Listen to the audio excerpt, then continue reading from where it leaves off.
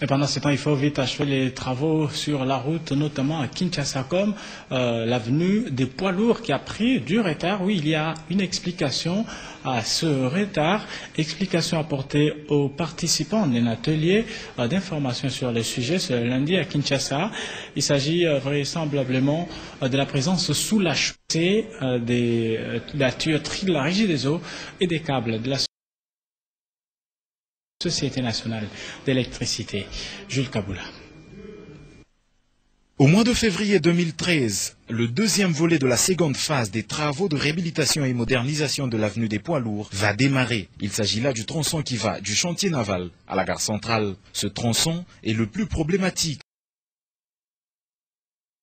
au vu des multiples obstacles que rencontre le tracé de cette route de 4 voies qu'il faudra impérativement évacuer. C'est la raison de cet atelier d'information sur le chantier poids lourd. Chrysostome Ilangongo, directeur de cabinet adjoint du ministre en charge des infrastructures routières, qui l'y représentait, a en ouvrant ses travaux rappelé l'historique et les motivations de ce projet venu du sommet de l'État même. Le souci du chef de l'État de moderniser les infrastructures a pour preuve à ses travaux la présence de son conseiller spécial en charge de l'aménagement du territoire et des infrastructures. Le coordonnateur de la cellule infrastructure a pour sa part expliqué le gros des embûches rencontrées sur ce chantier. Il s'agit notamment des clôtures de la tuyauterie de la Régie des eaux ainsi que des câbles de la SNEL et même un passage de la fibre optique localisé à très faible profondeur sur le tracé. Les participants à cette séance de travail, tous représentant les entreprises concernées, ont eu l'occasion de se faire éclairer sur différentes inquiétudes. Comme il était prévisible, ils se sont beaucoup inquiétés de la procédure et affiché leurs soucis